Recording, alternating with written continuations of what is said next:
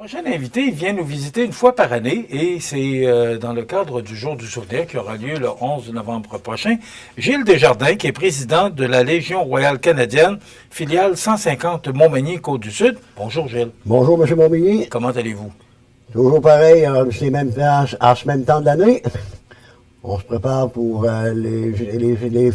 on ne rappellera pas ça une festivité, mais le jour du souvenir. Bon, ça va être le dimanche 10 novembre. C'est ça, le dimanche 10 novembre à 10h30 à Montmagny, au Cénotaphe, face à l'église Saint-Thomas. Après la messe là, de 9h30 de l'église Saint-Thomas.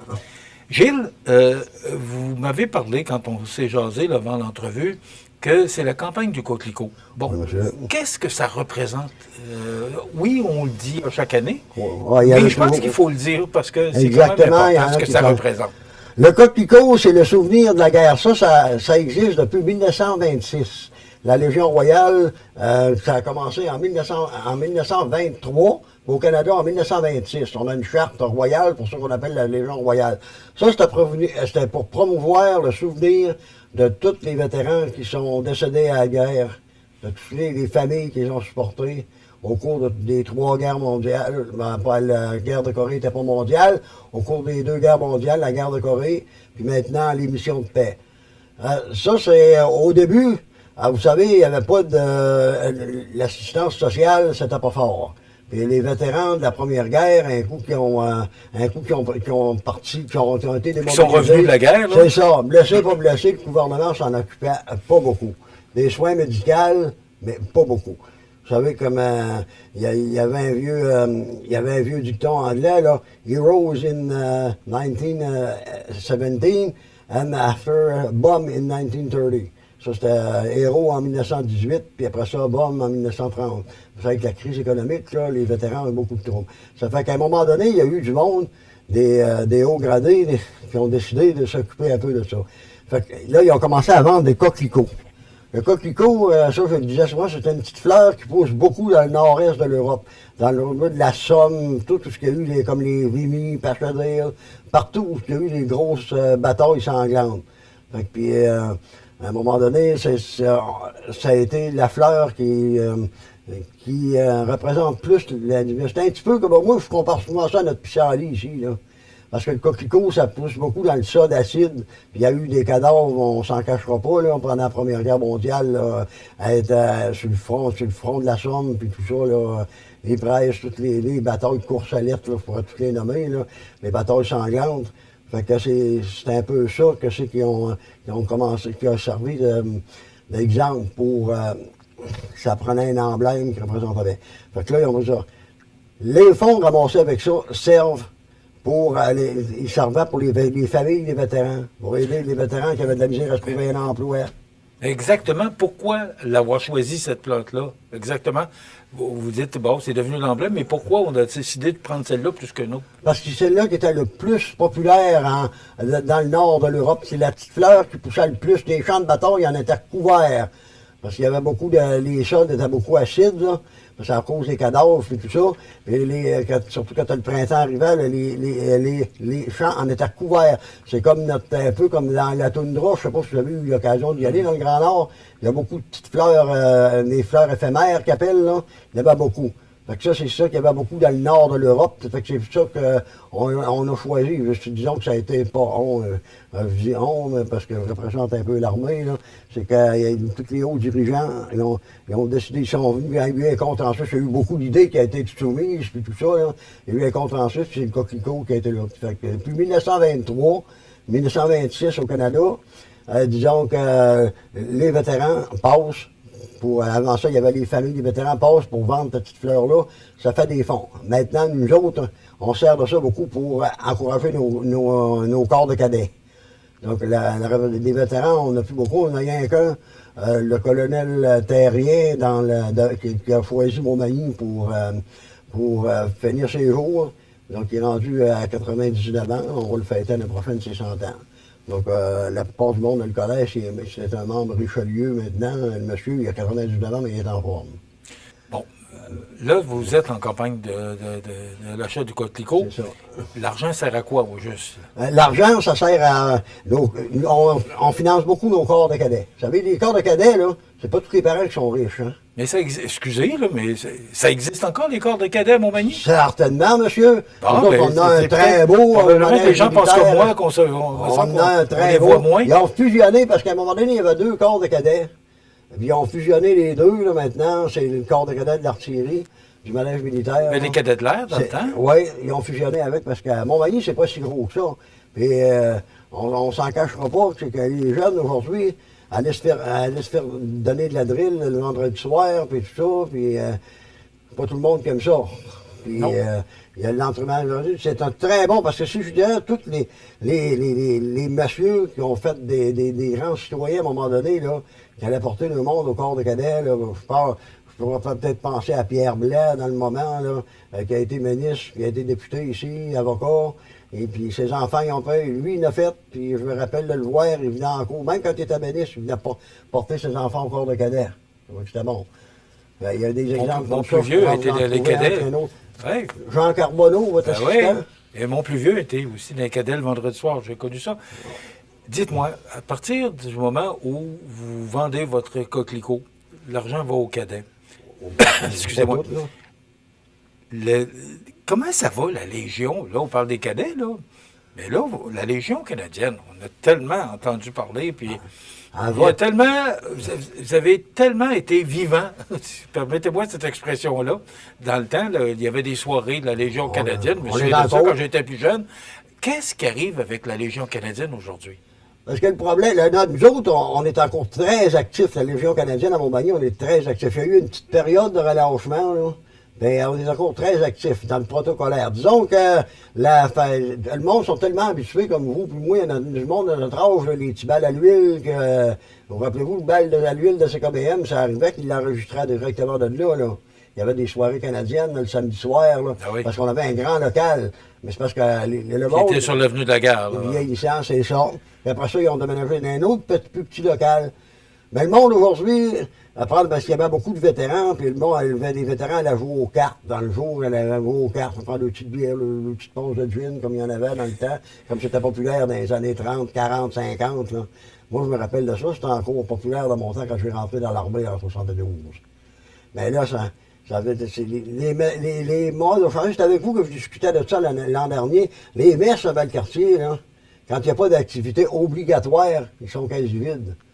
Dans le temps, moi, je me rappelle quand on allait au Cable Club, qui était à Valcartier, là, nous autres, on allait là, si tu voulais une chaise, une table pour t'asseoir, pas une chaise, s'asseoir à une table, excusez-moi. Il fallait t'arriver là à 6h30, 7h le soir, parce que sinon, tu étais pris pour t'habiller debout toute la soirée.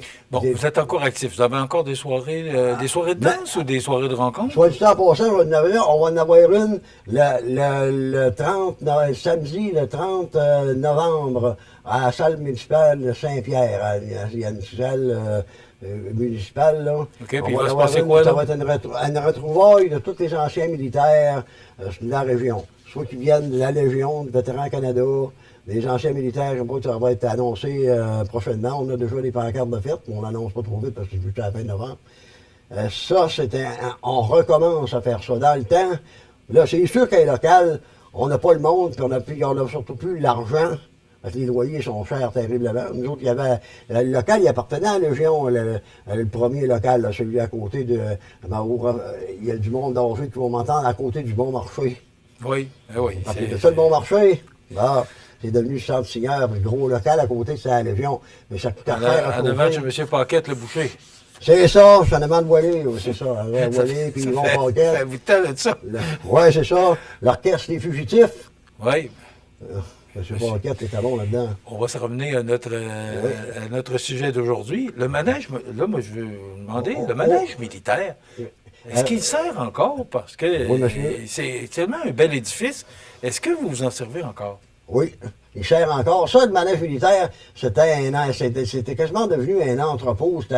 Tout le matériel technique du 6e RAC était là. Ensuite, il y a ce qu'on appelait un invertron dans le temps, un simulateur de tir. On peut tirer à cette heure, puis ils l'ont modifié. À cette heure, maintenant, on peut tirer à l'arme légère. On peut tirer à faire pratiquer des canons. C'est pas pour le vrai, là. Faire pratiquer des canons, en donnant des cours de techniciens de postes d'observation. C'est beaucoup, beaucoup de techniques.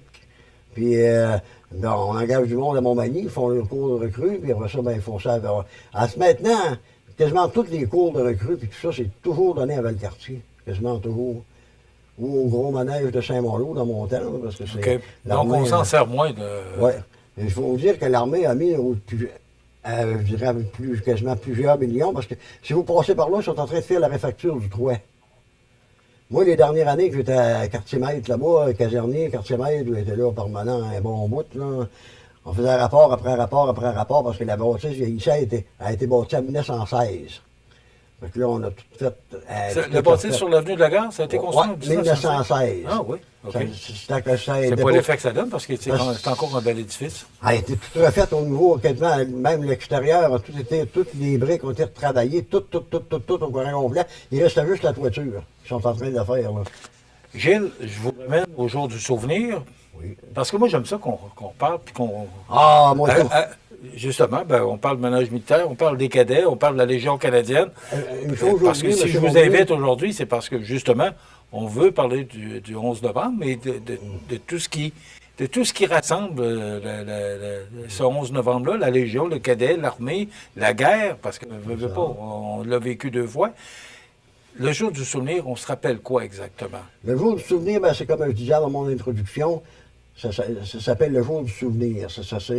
C'est un souvenir, parce que c'est pas pour rien qu'ils a fait l'armistice. La première armistice, il y a eu en 1918, le 11 du 11e mois à 11 heures, dans le fameux wagon à Compiègne, là, en France. Ça a été la première armistice. C'est là qu'ils ont choisi le 11 novembre comme date du jour du souvenir. Le 11 novembre? Le 11 novembre. À 11 heures? À 11 heures. Le 11 du 11e mois à 11 heures. Okay. C'est ça que la première armistice en 1918 a été signée. Dans le fameux wagon qu'Hitler a fait emmener à Barlet, là, qui disait qu'il avait humilié la France. Là. En tout cas, si vous regardez les documentaires de guerre, moi j'en regarde souvent, c'est ça. Dans le fameux wagon qui a été brûlé aux dernières heures de la Deuxième Guerre mondiale. Donc, il y a des gens de notre région, des gens de Montmagny, qui ont perdu la vie dans une de ces 2 guerres-là. Beaucoup. Okay. Beaucoup. On a eu des héros. D'ailleurs, les héros de la Première Guerre et de la Deuxième, donc au Québec, on déplore ça assez souvent, qu'ils ne sont pas assez mis en valeur. Bon, savez-vous, ici, Gilbert Boulanger, un homme de Montmagny qui était mitrailleur, il a fini des sergents, je pense qu'il a traversé la Manche, je ne sais pas combien de fois. Il y a une rue qui porte son nom en France. Il y a une école qui porte son nom. OK. Tu sais quoi qui porte son nom, Montmagny? Rien. Hein? Léo Major. C'en est un autre, ça, que récemment, là, qu'ils l'ont remis sur la carte, là. Léo Major. Lui, à lui tout seul, il a libéré un village en Hollande, à lui tout seul. Dans cette petite ville-là, il y a une place qui s'appelle Léo Major Place. Puis il y a 2-3 rues en Hollande qui s'appellent Léo Major. Ça, ici, nous autres, on a un petit peu, on a Paul Triquette, la croix de Victoria. Puis, on a eu M. John Cable. Justement, je parlais du Cable Club qui a été là, puis Jean Briand. Ça, c'était 2 gars de Rimouski. OK. C'est les seules croix de Victoria qu'il y a eu au Canada. Le dimanche 10 novembre à 10h30, après la célébration de la messe à l'église Saint-Thomas, tous les noms d'ailleurs des gens qui ont perdu la vie, qui viennent de notre région, sont inscrits sur le cénotaphe. C'est pourquoi on se réunit autour de ce monument-là pour se rappeler les gens qui ont combattu pour nous et pour tout le monde aussi qui ont perdu la vie lors des 2 grandes guerres. On en souligne un l'année passée. Cette année, on en souligne un, M. Léo Patry, qui était officier pilote, qui a perdu la vie au-dessus de l'Allemagne en avril 1945. C'est le neveu de M. Léo Patry. Lui, il a été dans la police longtemps. Et c'est André Patry. Lui, il n'est pas sur le cénotaphe parce que c'est qu'il a été enterré à Montréal. Il était à Montréal, il était jeune, il était à Montréal. Il est sur son nom, il est sur le cénotaphe à Montréal. Gilles, si on veut se procurer un coquelicot, on fait quoi? On les trouve où? Certainement, Là, on va en avoir un peu partout dans les points de vente à Montmagny, là, des points. Tu as remarqué que c'est pas une vente, c'est une contribution volontaire. OK. On va en avoir un petit peu partout, là. Parce que moi, la campagne était supposée commencer le 25 à Montmagny. Elle a commencé le 25. C'est pour ça que vous voyez, je monte avec des coquelicots. Parce que nous autres, maintenant, cette année, les coquelicots sont biodégradables. Donc les coquelicots sont arrivés en retard. Celui-là? Ouais. Ouais. Pas, lui, il n'est pas parce que c'est l'ancien qui a été monté comme permanent. Là. Sauf que maintenant, les nouveaux sont biodégradables. Fait que là, il a fallu attendre un peu. La commande était grosse, importante. Pas rien pour nous autres. Fait que là, les coquelicots sont arrivés vendredi soir. Fait que là, après-midi, on passe nos boîtes. Il va y en avoir un petit peu dans les pharmacies. Rapidement, Gilles. Oui. Dans les dépanneurs. Il va y en avoir un petit peu partout. On en met une dizaine de points. Il n'y a pas de prix de vente fixé, c'est une contribution volontaire. Oh, une autre chose que j'ai oublié tout à l'heure, on fournit on en donne toujours un peu à la frontière. Le but de la Légion, c'est soulager la misère. Puis nous autres, on a des anciens membres qui se sont ramassés à la frontière. La frontière, ils font un job formidable, là. Mme Giasson et son équipe. Fait qu'on les encourage. Merci. Le 10 novembre, jour du souvenir, ça se passe au Cénotaphe. Au Cénotaphe. Et entre-temps, si vous voulez vous procurer un coquelicot et le porter fièrement, comme je le fais, vous contribuez volontairement, vous donnez le montant que vous voulez. Gilles Desjardins, président de la Légion royale canadienne, filiale 150 Montmagny, Côte-du-Sud, merci d'avoir été avec nous. C'est un plaisir, M. Montmagny.